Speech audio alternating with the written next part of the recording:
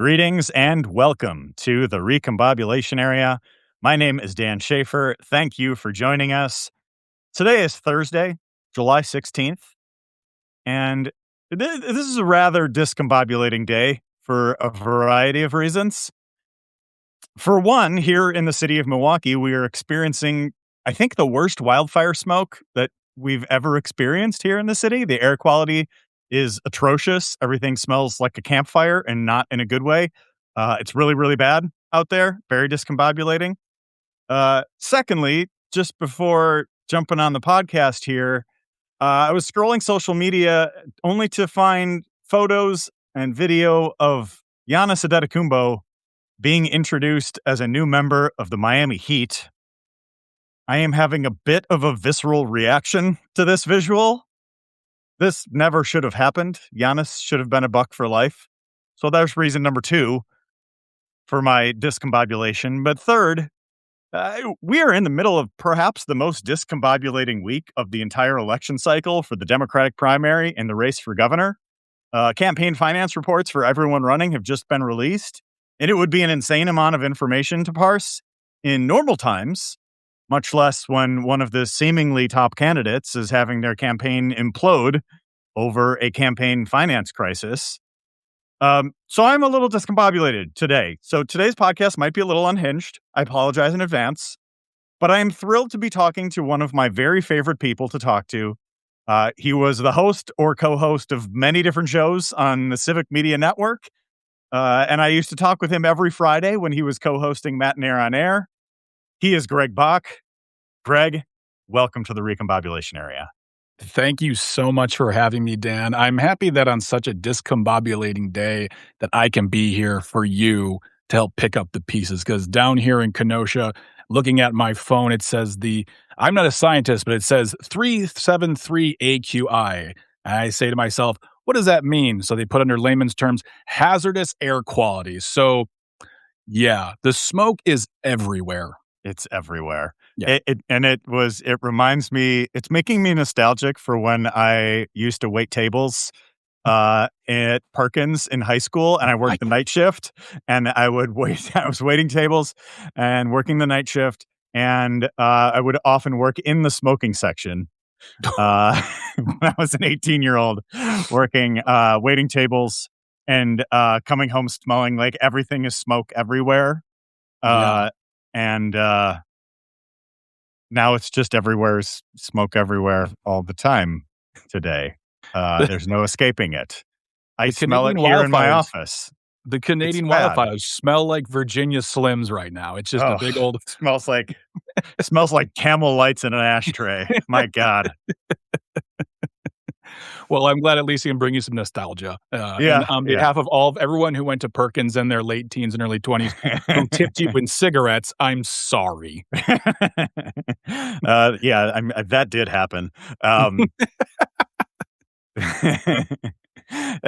honestly, there were so many nice people who would just come to Perkins and sit there and order a cherry Coke and like a piece of pie and just sit there and smoke cigarettes for hours and not order anything but still tip really well. Yeah, those were my people. Those are good people. I'm not a smoker now, but I spent some time as one. So I'm a smoker at heart, and so I'm just like, those are my people, you know. Yeah. And Do you have smoking dreams? Like dreams where you're smoking in your dreams? Not really. No, I used to. Like shortly after I quit and all of that, but I haven't had a cigarette in more than a decade. So there's that.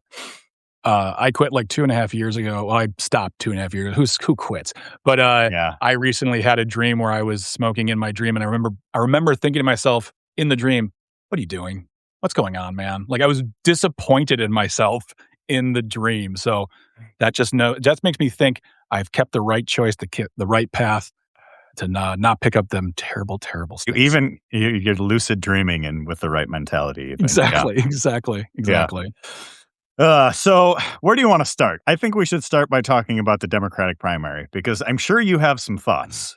Oh, I've had a lot of thoughts on this, and these are thoughts that I've had over the past, I don't know, like maybe about a year now, when you and I and Jane would sit in the station and talk about this and where's it gonna go, who's gonna run, should Tony Evers be a three-time governor, should Mm. he try to go for it? Then you posted a very, very well-received, no controversy whatsoever, op-ed piece, and I say op-ed because some folks still don't know the difference between an op-ed and a regular story with sources and quotes, but that's not the point. Point is, um, this is something you and I have been talking about for a while, and there I don't wanna say there was a lot of excitement, but there was a lot of excitement then. Who was gonna run? It felt like the Democrats had a lot of great contenders in there, and some we're seeing in the race now, some have jumped out of the race, they've dropped out. But and I may have mentioned this to you in past conversations. I talked to a couple people about this in the past few months, but what it's felt like is that instead of drawing lines or, I'm not saying going negative, but it felt like for the longest time, the entire pack of Democratic candidates were always traveling together, appearing together, talking together. And while they had some different opinions, it just always felt like they were together. And now that we're getting closer and closer within a few weeks of the primary, they're now starting to delineate themselves. But I don't want to say too little too late, but now they're trying to. I just feel like as individuals, they have a lot more work to do because they were so set on just being together at all times.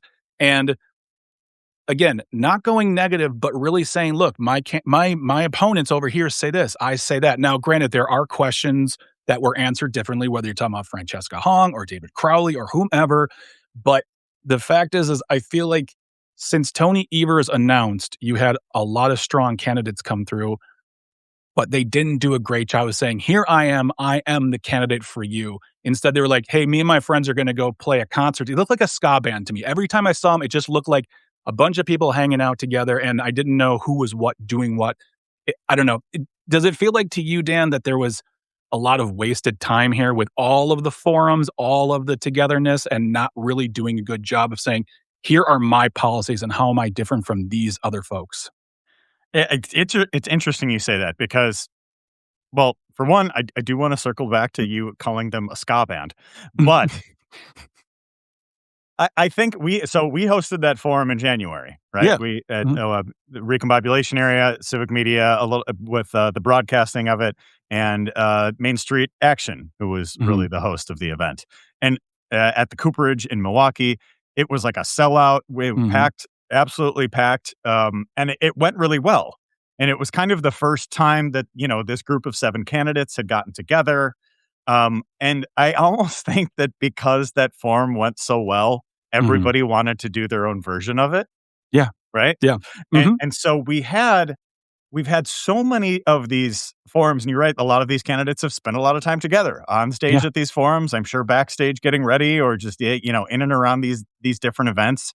There's been dozens of these. These forums haven't been what has produced the news Yeah. on much of this. Like it has been a really interesting opportunity, especially like when when there are kind of like issue specific forums, like you're having something on labor rights, or you're having something Mhm. on education, you're having something on the environment. Like it really gives people an opportunity to dig into the issues.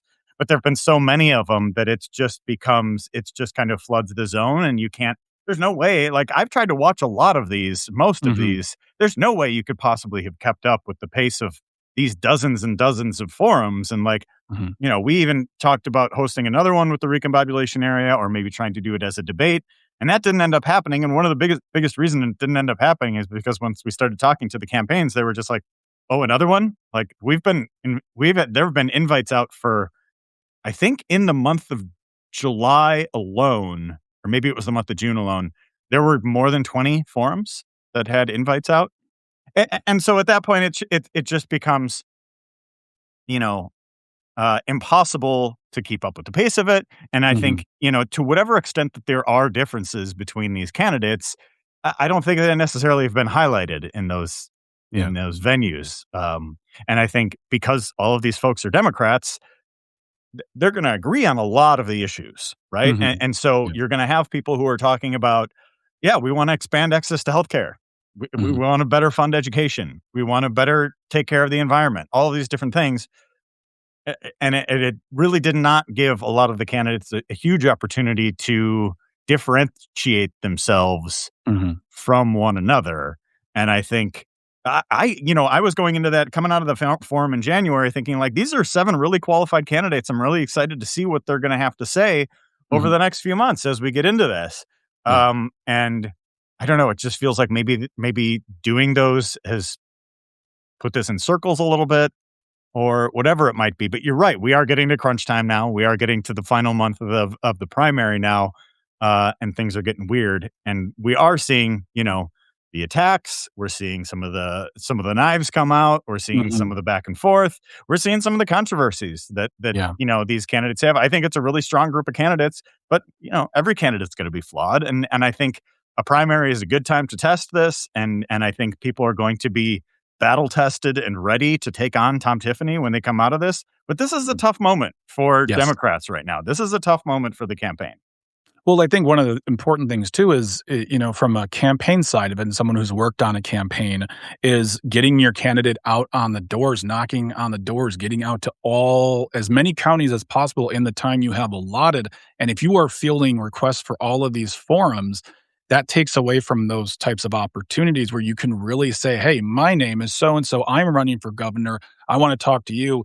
And you're right. When you have between 5, 6, and 7 people on stage, and you're asking one question, they all have to answer it, they're not going to give you a lot of nuance. Therefore, they're going to be like, well, it's fine. It's another one. I mean, when we have presidential debates, sometimes people are like, ugh, I don't want to watch another presidential debate. I can guarantee you people don't want to watch the 15th candidate forum of the governor's primary for the Democrats. They're going to be like, Right. okay, just tell me where to go vote. I'll vote for whoever. But even in that sense, too, you have this, you know, I saw my first David Crowley ad on Instagram a week before he dropped out.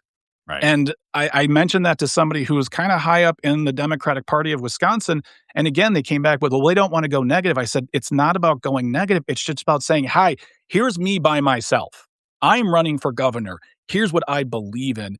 And that was not happening. We had months and months and months. You're right. From January on, months of these people sitting in a room together and and everyone kind of shrugging their shoulders, going, okay, cool. The only controversy, I should say, was the fact I would say, of all of the forums that came out was when Representative Hong said she'd have a moratorium on data centers. And then people lost their minds. It's like, that doesn't seem like a very controversial topic, especially nationwide. You're seeing that in the news every day. And then this thing of, well, Fran Hong is not a Democrat. She's a Democratic socialist. And you're getting into that nuance and that Mhm. kind of thing. And now it's a matter of I don't know. To me, you've got people who are going to vote for Fran Hong. I get that. You're going to have people who are going to vote for someone else. But whomever wins that primary, how is everyone going to coalesce against Tom Tiffany? Because he has been sitting there collecting money, getting endorsements, getting himself ready, and being on social media, doing interviews, making himself like, hey, I'm the guy. While they're all over there fighting, doing their thing, I'm sitting here, Tom Tiffany, I'm your congressman, or I'm a whatever. And it just feels like there was a lot of wasted months there. And in that time between right now and the primary, they got to get their act together to say, all right, what happens post primary? How do we get this is just if Fran Hong does not win the primary, how do we get those voters to the side of the Democrats if that winner isn't fully reflecting the values of those who endorsed Hong with their vote? So I'm not saying it's impossible. I mean, I think it's going to be a great election. I think whomever, as you said, whomever goes up against Tom Tiffany, it's going to be an interesting back and forth. But it feels, to use some of your parlance, a little discombobulated right now when it comes to that field. Yeah, I want to take a look at one thing that you said there, just about like the timeline of January, our candidate forum at the Cooperage Mhm. to now, about a 6-month time frame. And I think it's one thing to start doing like the 72 county tours and meeting Mhm. with various interest groups and county parties and like all of that in the early going, doing all of these different forums and all of that. But the point in the timeline that surprised me was the period from mid-April to Mhm. mid-June. Mhm. Because I feel like, we had a really important spring election Yeah. that was happening this year with a race for a 10-year term on the state Supreme Court. So Yeah. it made sense to me for these candidates to not, do TV advertising or digital advertising or something like that, because you don't want to muddy the waters. You want to make sure Chris Taylor gets over the finish line and wins Mhm. this election. But my thinking was that, okay, once we get to, let's say April 15th, the aftermath of that election, that's when I thought the real campaign was going to start. Yeah. And it kind of didn't. No. No. Agreed. And so you had that moment in mid-April where I thought, hey, this is a moment for David Crowley or Missy Hughes or whoever it might be to start really getting out there and getting their message forward and doing media and all of the different things. And it just seemed like a lot of people were kind of slow walking the process, and like all of a Mhm. sudden it's mid-May, and all of a sudden it's Memorial Day weekend, and all of a sudden it's the end of the school year for a lot of folks. And it's just Oh, like, yeah. and I think, just I of course think of things in timelines that relate to parenting.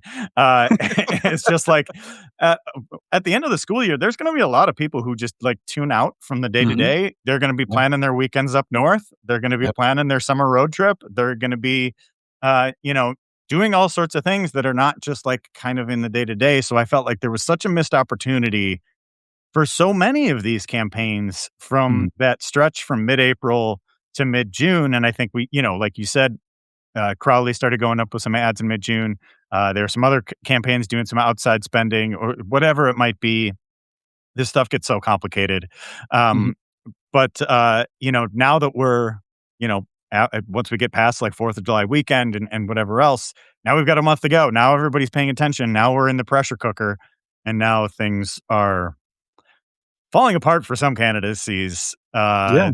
getting confusing for others. And meanwhile, like you said, Tom Tiffany, unlike many recent Republican primaries, he's not facing, any opposition. I Yeah. think that has really dogged their primaries for a number of different statewide elections.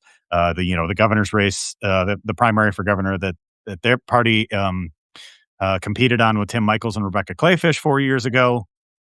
Um, you know, and so he's had a longer runway to fundraise, to get his message out there, to build a name ID and all of that. And we'll find out how successful that really has been, I think, at next week's Mhm. Marquette University Law School poll. Because Yeah. when they were polling on him, he had the Trump endorsement and all of this news around him, and he was still completely unknown by most of Wisconsin voters. Like the Marquette poll is Yeah. of voters, not of just anyone. Mhm. Um, and so, like, he was, and the Republican primary, I think when, so many people have referenced these polls on the Democratic side. Oh, Francesca Hong had a slight edge, or Mandela Barnes has this name ID, whatever it is. Well, people were still undecided in the Republican primary when there was one candidate. Yeah. And if people were just not really paying attention to this race, Mm. more of the attention was on the state Supreme Court race. Tom Tiffany is, he's been serving in Wisconsin state. He served in Wisconsin state government for about a decade, and in the last Mhm. few years in Congress, representing the 7th congressional district in the northern part of the state. But in the more populated parts of the state, he was really, really not that well known. Yeah. And a Republican stronghold of like the Milwaukee suburbs did not have that strong of name ID. Mhm. So I think we'll see next week how successful that strategy has been. We're seeing some of the fundraising numbers now, and like it's it's kind of three billionaires in a trench coat that are funding his What? campaign. What? What are you Yeah. t This is new. I've never seen this before.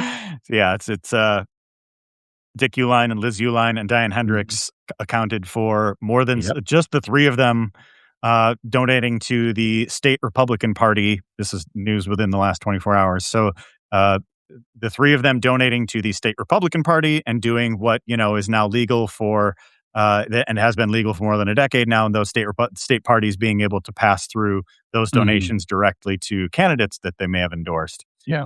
Ben Wickler used that to great success Yeah. in many elections on the Democratic side. Republicans seem to kind of forget that loophole that they put in was there, but now they are certainly deploying it, at least with, three individuals. I don't know, it's certainly a little bit different than what we saw on the Democratic sides. It's not exactly apples to apples, but it's similar. And I think, he's been on TV with ads, and despite the fact that He has put absolutely no distance between himself and Donald Trump, who is a really unpopular president right now. Um, he's probably in better shape than I would have expected him to be at this point of the campaign. Well, and that's where, that'll be the interesting point because, yeah, he is a guy who I would, all opinions of Tom Tiffany aside, and I have a lot of them, but if I were to describe Tom Tiffany in one word, or maybe this is two words, I don't know how you would spell it, but I would describe him as backbencher.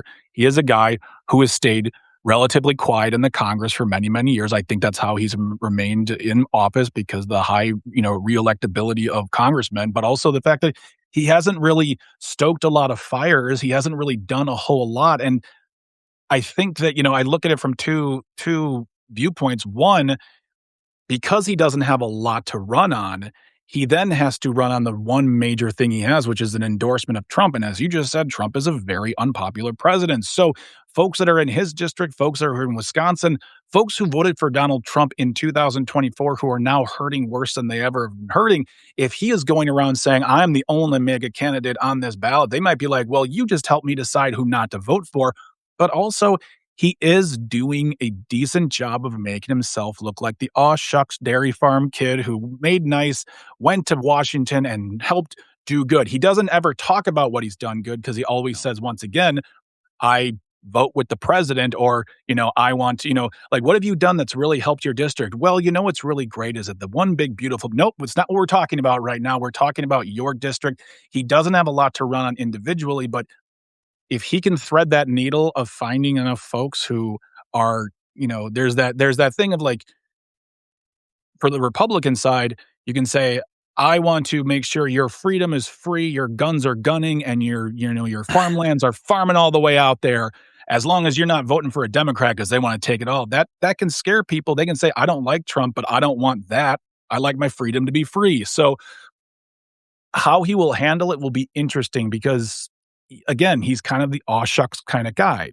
And I don't see him being as, what's the term? I mean, bullying as other MAGA endorsed candidates on a debate, which means that whomever wins that primary on the Democratic side will have to also tread lightly because they don't want to be seen as attacking this guy who looks like maybe your dad or your grandpa.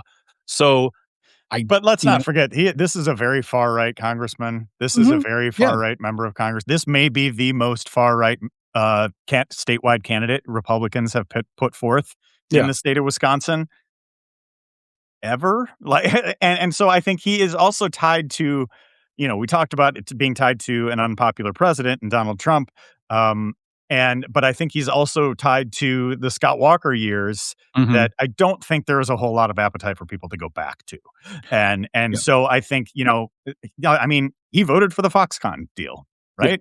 He voted for, any number of the controversial Walker era, Voss era actions that were taken throughout the 2010s. And those types of candidates haven't done particularly well in the 2020s. It's been a much Trumpier, much different type of Republican Party. And I think, I think the Democratic war chest machine is going to absolutely ramp up after the primary and hit Tiffany on a number of different things.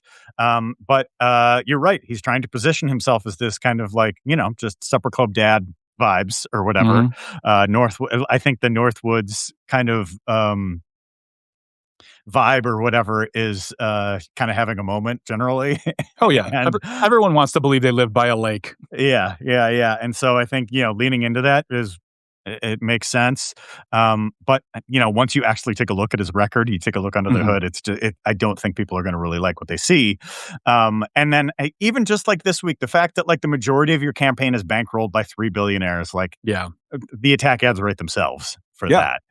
That's what people hate money in politics and people hate billionaire control of our country right now. And that just like, yes, the money's going to help him, but it's going to be a double-edged sword because the 3 billionaires in the trench coat is going to be, a basis for attack ads for the next 6 months or however many months here too. But he's also had an opportunity to just kind of tee off on the Democrats, right? Like anything weird or bad that the Yes. Democrats have said. He's had this like super aggressive Twitter strategy to just like always be posting everything all the time. Oh, There's this yeah, yeah. Tiffany War Room account that's absolutely unhinged and all over the place. And so I think the social media strategy of that, I think, could backfire too once more people are paying attention to this campaign, and it's not just like, us sickos who are paying attention to this, who are really in the weeds. And so I think that could backfire to a certain extent too. I mean, I have to imagine the Oppo file that he's built just from posting and posting and Mhm. posting these past few months. It has to be pretty substantial too. But let's talk about the Democratic candidates and Yeah, and yeah. and the, and that election right now. Because obviously there's been a lot happening. I mean, the last 24 hours, we've seen a lot of the campaign finance reports that have come Mhm, out. And I think this has been, like I said at the outset, this has been perhaps the most discombobulating week for the campaign, because Lieutenant Governor Sarah Rodriguez, a week ago today, she was standing at an event in Milwaukee getting the endorsement from Milwaukee County Executive David Crowley, who had mhm. just left the race. And it seemed like the Rodriguez campaign was on the ascent. And Yeah. it's almost Shakespearean to the extent that the bottom has fallen out from under them. And ever since the campaign put out a press release on Sunday night saying that they had fired their campaign manager over Mhm, major violations and misconduct over the handling of the campaign's finances. mhm, That alone is a big deal, but also the reality to show that they have far fewer camp dollars that they have fundraised, I think, is the even bigger problem, because you can overcome a personnel issue. You mhm. can't. I mean, you can't invent money. I mean, they kind of tried, I was gonna but say, it's not for a lack of trying, my friend. yeah, but you can't just invent that out of Mhm. nowhere. And you need money to compete in a primary, and Yeah. so whether it's paying vendors or whatever it might be, I've talked to a lot of people this week who've said not only is this a major problem, this might sink the campaign entirely. Well, and that's something you said to me too. I saw that, like everybody else, I saw the announcement, I saw some of the press conference, and I thought, okay, they'll weather this storm, they'll make it to the next few weeks. And then when you explained to me what was going on, I'm like, oh my gosh, because that also just then speaks to, how does a person then go to 72 counties in this amount of time and say, hi, I had somebody who was like really bad at their job, but don't worry, when I'm the governor, I will be totally different. And when you've got people waiting to throw darts at everything you're doing, I don't know a viable version of her story that will survive all of this. And I mean, that will leave how many left? 3, 4 left in the primary, and, I'm already seeing people saying, "It's time to coalesce around Kelda Roys, and we need to get around her." I saw a former colleague of ours, Todd Alba, like, list off all the reasons why Kelda Roys, and the one thing, you know, the one thing I wanna not see, and I've felt this way since John Kerry in 2004, is I don't wanna see the Democrats come together and say, vote for this person because they can beat Tom Tiffany. That's not a winning strategy. That is, they're better than him, and that doesn't always get the greatest heat. That doesn't always build the greatest excitement. I'm not saying Kelda Royce couldn't be a great candidate for governor. I'm just saying, like, it feels like everyone's now, like, when David Crowley dropped out, everyone was running towards Sarah. When Sarah's going through what she's going through, they're all trying to find the person they think will do the best versus the person they know the best, if that makes sense. And that goes back to what we were talking about before, something they should have been doing since January, making a case for themselves individual. Do your debates, do your forums, but now it's sort of like, well, who's left? Who's cool? Who's good? Well, we can okay, that person, excellent. That doesn't bring excitement. Whereas people who are voting for Francesca Hong have known since the moment she announced. Yeah, you don't like the electability argument, do you? The like No, voting for somebody because they might win, or they might look better in a head-to-head matchup. I don't, but I understand it because there's 2 parts of me personally that's like, there's a part of me that really loves Francesca Hong because what she stands for are things I really believe in. And then and please, anyone listening to this, don't get at Dan, don't get at me. I'm just being a vulnerable human being right now in 2026 America. I also want to look at who has a possibility of beating Tom Tiffany in an election? And does Francesca Hong, does Kelda Royce, does any, like, that's the question. I feel the electability problem within my soul as someone who's worked in campaigns, but then I also feel like, who is going to make this state the best? Mm, do they have a chance of winning? It's really a hard place to go, but what I see now, and I'm sure you do even more so, is the scrambling. There's a lot of Mhm. scrambling happening, A lot of scrambling happening. and the Republicans can make hay of that. The Dems in disarray Mhm. Yes. Yeah. storyline that they love to go to all Yep. of the time. Yep. Yep. Yeah. And but, I mean, they could I'm not ruling out the fact that whichever candidate wins this may Mhm. emerge better off having been tested over these Yeah. past couple months. But you're right. Everybody's scrambling right now and I think it is because of the type of campaign that Rodriguez was running too, Mhm. right? Yeah. It is not just that, she has had this crisis within her campaign. It is the type of campaign that she was running to kind of be the pragmatic, sensible, consensus experienced option in the primary when people, had questions about Francesca Mhm. Hong. And going from being a state representative from the bluest district in the state to running statewide, that's a very different thing. Like Mhm. there are legitimate questions for that. There are legitimate questions about Mandela Barnes, about whether he, after he lost in 2022, whether he can win a statewide race.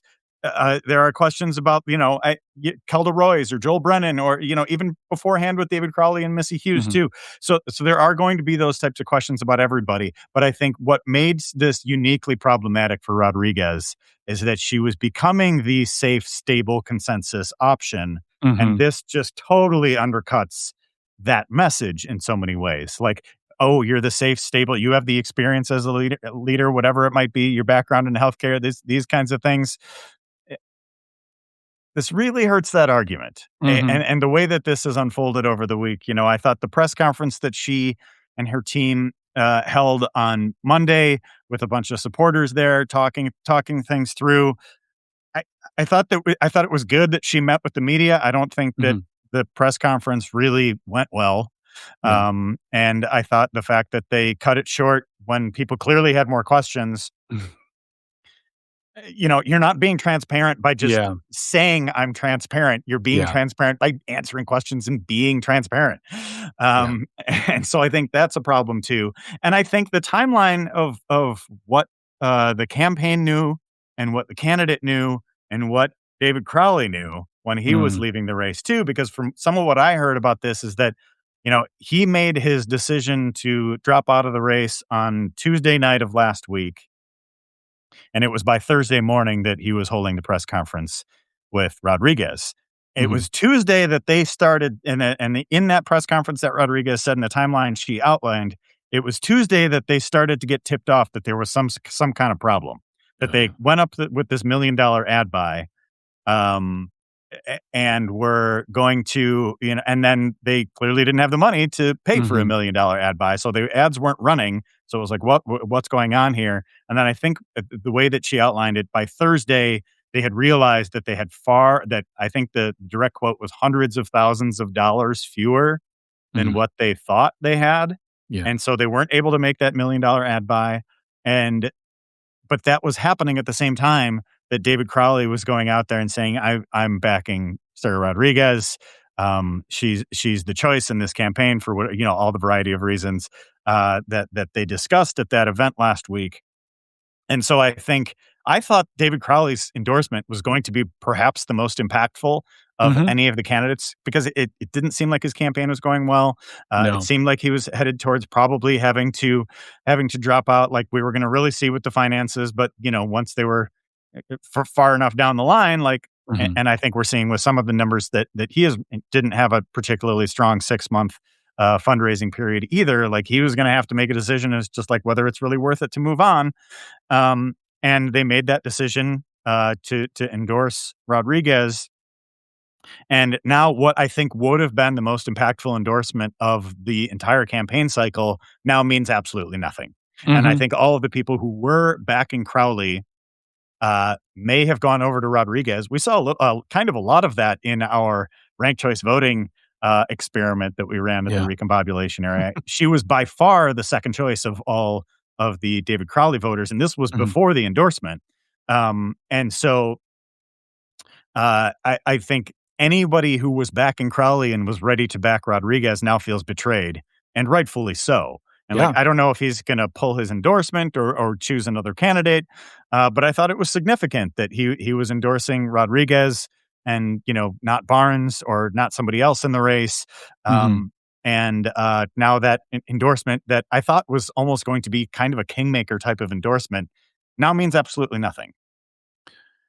Yeah, I mean, d does he just wait until the Rodriguez campaign inevitably folds and just say, "Well, let's just move it on to Calderoy's," or whomever they may be? I mean, honestly, I just feel like it feels like from what I'm seeing online, if you're not voting for Hong, it what's left is Calderoy's. I Or I'm Joe not taking, Brennan, or Mandela Barnes, or, but that's the thing is I'm still seeing a lot of distaste for Mandela Barnes, let's just be honest, for the fact that, okay, he had not entered the race until, and I'm not saying this did it, but there was that split poll they did a few months ago earlier in the year where it was that thing of like, most of the people don't care right now, but Mandela Barnes, I think, got 9% in that one poll, and then very, very quickly after that, he announced he was gonna run. I don't think that one had to do with the other, but there was a lot of people unhappy about that announcement. And when I saw somebody, when everything was going on with David Crowley and then Sarah Rodriguez, I saw something on Twitter that just said, "Hey, are you guys going to vote for Mandela Barnes?" And people were just responding with no. yep. And so, There was and that New York again, Times story, yeah, mhm, that people were hesitant about him running again. That was a conversation from the very beginning. yep. And again, it's another thing of you ran and you lost, and that sucks. Understood. Running and losing sucks. But you then should have taken that time in those months that you were talking about post the spring election to say, "Hey, it's a new me, it's a new campaign. We've got a new vision. Let's do this together." I'm all for like, "Hey, I know people have concerns and they have questions, but I want to answer all of them." But he, like everybody else, just said, I'll answer all those questions at that forum I'm doing with 15 other people. Come on out." And so he has not even given himself a chance to convince the voters why he is the best choice. So, I mean, I don't know what happens at this point if David Crowley then says, and this is hypothetical, let's just say he does endorse Calderoy's, will his supporters and the Sarah Rodriguez supporters listen, or will they say, ugh, or I'm going with somebody else? I mean, that's the problem now they're gonna be facing in the next few weeks before we go to the poll to begin with. I mean, it's a lot of work for everybody now, it seems like. Well, and to your point on Barnes, like I wrote this piece, and I think we talked about it, but in Mhm. in that office in Racine Yeah, where I would see every week, and I yeah, would I wrote this piece about Barnes because it was kind of the worst kept secret in Wisconsin politics that he was mhm, going to be running, and so I yeah, would the piece that I wrote was called Barnes 22 Revisited, mhm, and it was a piece where I really wanted to take a closer look at how his campaign was run in 2022 and what we could learn from that in this time around. mhm, And I I talked about it in the context of this, is saying I thought his campaign was both overrated and underrated at the same time. And I think people uh, underrated it in the sense that, like, he came really close, 27,000 votes from unseating mhm, an extremely well-funded two-term incumbent who, as much as we dislike Ron Johnson as a senator, mhm. he's proven to be a very successful electoral politician in the state of Yeah, Wisconsin. He's yeah, managed to find a way to kind of thread the needle between kind of the Tea Party wave that he rode in on and the conspiracy MAGA Trumpy wave that he is on now. And so I think he has figured out a way to thread the needle with that. He has been probably the most successful electoral Republican in Wisconsin for the past decade plus, and I think Barnes did not uniquely underperform there. Like, it was mhm, supposed to be a red wave year. It was a reaction to Joe Biden, and people were very upset. Joe Biden was a very unpopular president at the time, just as Donald Trump is a very unpopular president right now. That's kind of the history of midterms. But mhm, I think at the same time, his campaign was overrated in the sense that I think they made major mistakes on that campaign in the strategy of the campaign. I railed against my least favorite ad of that whole time, where Barnes was making the peanut butter sandwiches and Yeah. saying, "Hey, my opponents say I want to defund the police and abolish ICE. They're lying." And it's just like, why are you just coming out there saying these positions that Mhm. your opponents are thrilled that you are reminding them of. Yeah. um, Yeah. and why are you putting that up there? Nobody really knows who you are yet. Right. And making that just like one of the main ads that they were running throughout it, I thought that was horrible. I thought their campaign was running as if it was running against kind of generic Republican senator and not Mhm. the like uniquely problematic Republican senator who Ron Johnson is. Yeah. And so my conclusion with that piece was just like, if you're going to run again, it needs to look different than it did 4 years ago. It Yeah. it can't be like the safe, scripted, consultantified campaign that it was in 2022. And frankly, I think this campaign is more like his 2022 campaign than I would have liked to see. Yeah. And it seemed like he wanted to skip the step of being in the primary and earning it Mhm. and just going right to a general election against Tom Tiffany. And I think Yeah. that was a mistake. And I think they're paying for it a little bit right now because he's not the front runner. And I think we had this polling on this race has been so sparse, but Mm. it hasn't shown him on the rise at all in Yeah. this campaign. If anything, it's shown him on the decline. And I think, he didn't do well in the state party straw poll and a lot of these county party straw polls and things like that. I think maybe Kelda Roy's had a line in one of the forums where it's just like, we spent, how many millions of dollars to try to get this guy elected 4 years ago and it didn't work. Why are we Mhm. trying again? Yeah. And so, I really haven't. I don't know. There are things that I like about his campaign too, and I think there's a reason that he was, that he was a successful lieutenant governor Mhm. with in the Evers' first term, and there was a reason that so many people were excited about him running in 2022. But some of the nuts and bolts of the campaign have left a little bit to be desired. But at Yeah. the same time, like he's not dealing with uh, a campaign finance fallout of his campaign or anything like that. I think he led True. the field, not by a ton, but I think he led the field in fundraising. So like you can't overlook that piece of it either. Yeah. I just hmm.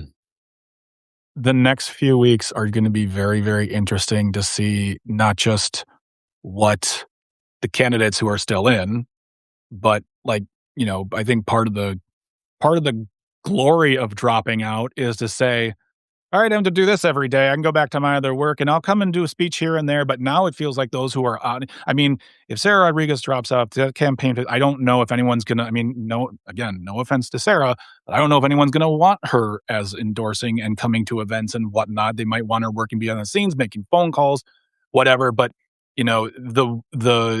the work that the candidates who are not going to win are going to have to do is probably going to be as much because they got to really make sure whomever wins that primary is knocking on every door for the next few months because again, it's like the I keep on looking at it from a campaign's point of view. All Mm, the work that I've done in campaigns, and like I remember being in rooms where the lit would be a couple days late for whatever reason, and we'd be losing our minds because we're like, we have to get our message out. We have to get out these things and people. We have to knock on doors, make phone calls, get lit up, blah blah.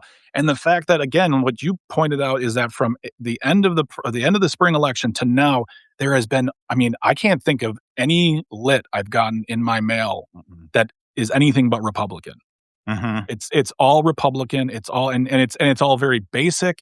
And don't you want to make sure Donald Trump's message is going to be blah blah blah? I mean, I will tell you this in a week, I get text messages from campaigns. If it's not just we're doing a basic polling, it's it's only Tom Tiffany texting me Mm, or Republican candidates in my community, sheriff, mhm, whatnot, that kind of thing. mhm, mhm, I am not I mean, I don't wanna get inundated with text messages, nobody does, but it just feels like it's a desert of information out there. No one is saying anything, and it'll just make it harder. I know I keep on belaboring the point, but I think it's so important that whomever wins at that on that Tuesday night, or we find out Wednesday morning or whatever, that they are ready to put their shoes on, get in that car, and start driving around because they are going to have to work. Because as you pointed out, Tom Tiffany has been sitting there waiting, strategizing, getting himself known in the Twitterverse, which that Tiffany War Room thing, I don't know if that's gonna work so much because it's so negative and so over the top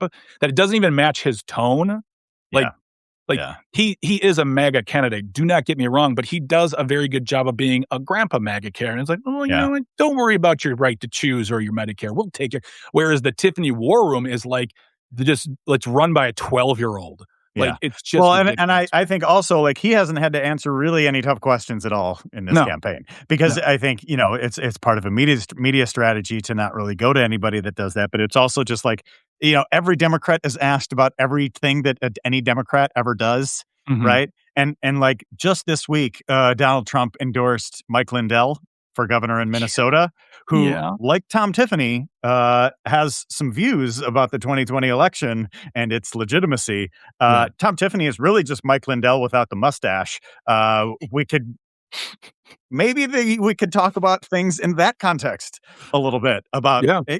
just like why doesn't he ever have to answer any of those questions about just like any Republican all across the country who is also imploding? Like we have a nationwide explosive diarrhea outbreak because of the way the CDC is Mhm. approaching the management under RFK Jr. Has he been asked about that once? Not No. that I can tell. No. Yeah, and so anyway, we're getting into a Tom Tiffany vortex, but I think the candidate that we haven't talked about, I guess, as much in this dialogue is Francesca Hong, Yeah. and who is a Democratic socialist, Mhm. who is the front runner now. Do you think? I mean, it I mean, if not the front runner, certainly one of the top contenders.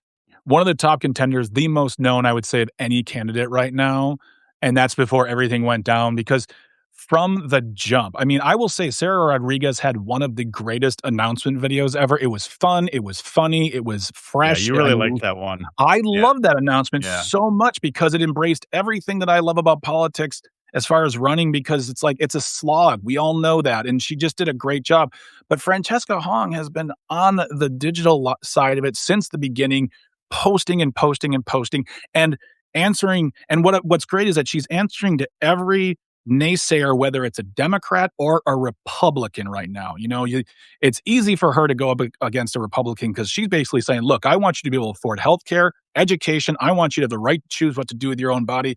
And then when you got Democrats saying, well, you're not really a Democrat, you're a democratic socialist. She's like, I'm fighting for the things that we all want. Like she is just so measured and so smart and so just she's great. I understand why people absolutely love her, and she's building that Bernie-esque quality and Zoran Mamdani quality about when she brings you in with the message, they stick with her. And that, again, if she doesn't win the primary, I know she'll do an amazing job, but how will she convince her most ardent supporters to vote for the person running as a Dem? And I think, I just that is the big challenge I think it's gonna be for her, but again, I don't know how Well, she you might feel. she might not have to deal with it. Like she might Yeah, just go out there and win the primary. you're Like it absolutely right. yeah. You're absolutely right. Yeah, you're absolutely right. I think though, it's like to think about when she started running and people were like, "No, it's a," and now we're looking at going, "Oh, she might be the one."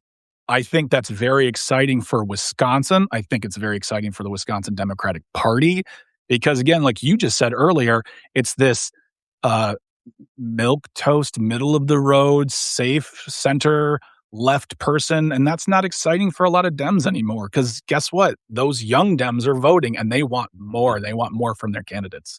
Yeah, and we're also 10 years out we're 10 years out from Trump, and Trump has remade the Republican Party. We're also 10 years out from Bernie Sanders' Mhm. run for president in the 2016 election cycle too, and I think for so many younger voters, they've grown up in a world where democratic socialism is not is associated with Bernie Sanders Mhm. and not, Mm. whatever it might have been before that, right? And so I think that is a big piece of this. I think you're right that her focus on digital organizing and a real ground game, I think, has been uh, has been so successful in this. And like from the outset, I wrote this like wait too early preview that Mhm. we probably also talked about on the show. And it Yeah. just like the way I characterized Hong's campaign was just like, look, I think it's a huge leap to go from a state representative in the bluest district in the state to running statewide. I Mhm. don't think they would disagree with that either. Yeah. But I characterized her as the wild card in the race because I've seen the way that she works and that service industry background. Mhm. She's not going to get outworked in this campaign, and she's going to be getting after it all the time. And where other candidates were waiting to see when more people were going to be paying attention, they were hitting the road and talking to people and getting out there on digital and holding rallies and and all sorts of other things. And I think the one, you know, you referenced this earlier, but the one moment in one of these forums that has really mattered has been the question on data center moratoriums and Mhm. Francesca Hong separating herself from the field as the only candidate of the then seven in the race Mhm. who was for a data center moratorium. And I Yeah. think that is perhaps the single biggest reason that she is doing well in this race because that is an issue that is really, really important to a lot of people and is one that doesn't cut across traditional political lines. No. And so I No. think, that is a really interesting piece of her campaign too, is just like how that really flashpoint issue is translating. Absolutely. And you said something I thought about this earlier, and you mentioned it just up top. You know, if 10 years ago, the Republican Party is like, "Well, we can't be the party of Trump. Look at him. He's like everything he's saying is insane. This is not us." So he will do his thing. He will fizzle out, but he has pulled them all into his orbit and turned the GOP into the MAGA party. He was able to do that for good or for well, terrible, but he was able to do that. So why are the Democrats so afraid to allow someone like Francesca Hom or similar candidates with more left, like further left leaning, allow yourselves to be pulled further left because that's what people are looking for from your party. Instead, you look like these, just crotchety old people like, this is not my camp. This is not my party. I don't like this at all. Well, guess what? These young people, your grandkids, they want to be able to retire one day. And the people who are in charge right now of the Democratic machine, the party, are not doing a good job of listening. They're talking about strongly worded letters, having a good conversation, and then they fold when the pressure's put on them. Whether you're talking about national or statewide, Francesca Hong saying a moratorium on data centers should not be a controversial statement. They should have all had something at least more concrete about that topic. But instead, a woman saying, I want to make sure that our environment's safe, our people are safe, our communities are safe, and these companies don't sack us with a bill 10 years down the road. That's not crazy talk. That shouldn't create waves. That should be the normal statement. But the Democratic Party is like, I don't know. We'll just have to go ahead and see. It's not Huh. getting you anywhere. So again, I look at electability, which I hate doing because that's more of the business side of it versus who is going to create the most fire in the belly of Wisconsinites around the state. Let me ask you this, Yeah. and I think we'll probably have to wrap up from here. Okay. Um, when was the last time you remember a campaign in Wisconsin like this that had people this fired up? When was the last 2008, time you Barack Obama. remember Barack Obama. not a national National? campaign, Oh, like a state um, campaign in Wisconsin?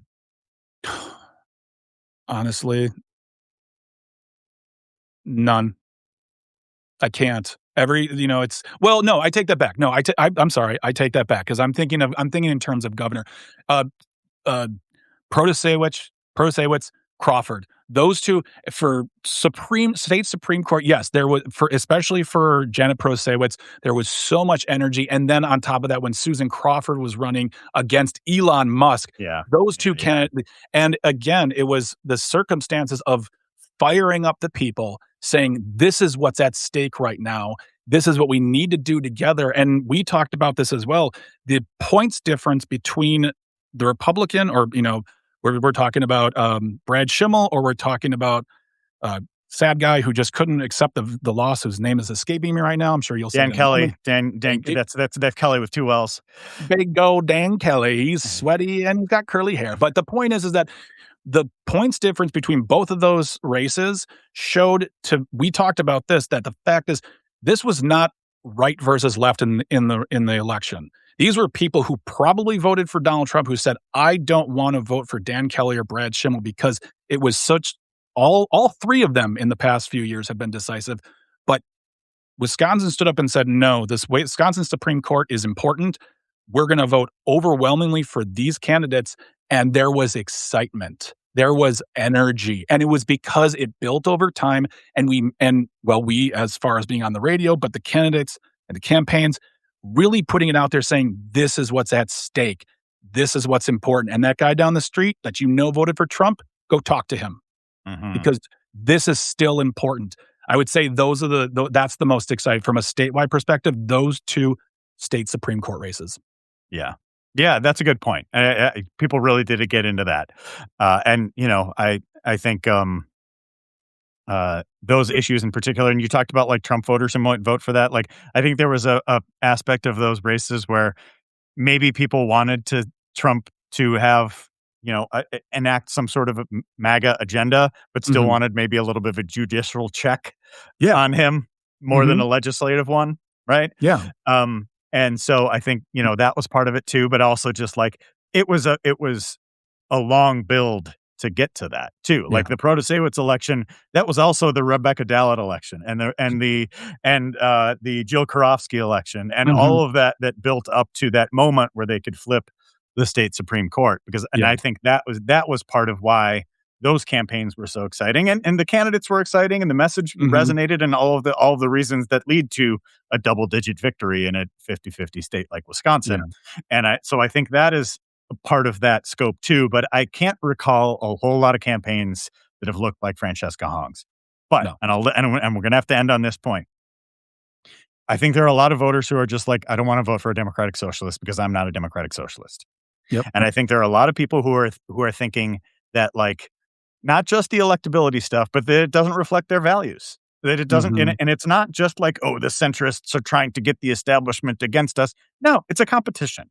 It- Mhm. she doesn't necessarily represent the way everybody else feels in the big tent of the Democratic Party. There are more moderate voters or, voters who just don't consider themselves a socialist and Yeah. say, I want to vote. There are many other candidates in this race. I'd rather go with somebody else if given the option. And I think Mhm. that's a big piece of it too. And I think that's why Rodriguez was on the rise. That's why people are looking at Mandela Barnes's campaign. That's why people are looking at Kelda Roy's and Joel Brennan right now that, Rodriguez is having this crisis moment to see if they could be the candidate who could be the not socialist option in the race because there are so many people who are, I'm not MAGA, I'm not Tom Tiffany, I'm not a Mhm. socialist. Where is the home for me anymore? And I think that Yeah. is I think that might be the core question that we're looking at in these final 4 weeks of the race here.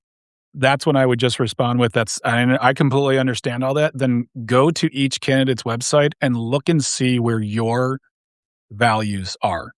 You vote Yeah. for the person who's on the ballot that represents your values the most, but also remember that if you've voted in more than, say, 10 elections in your life from local to national, you have voted for people in your time that didn't completely mirror your values, but you did it because you knew that they had a better vision for your community or your state or your country than the other person. So I would say this is where we need to actually do our own research and vote with your heart, but also understand that you don't get to have everything you want all the time. It's just a part of the political machine. You have to make some compromises.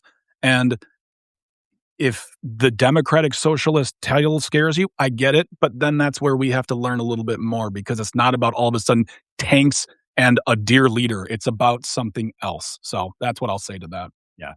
All right, Greg, we could and have talked for Yeah, hours we have. Yeah. about all of this. Yeah. Always a delight to talk to you, my friend, and let's do this again soon. Please. Thank you so much for having me on, Dan. I really appreciate it.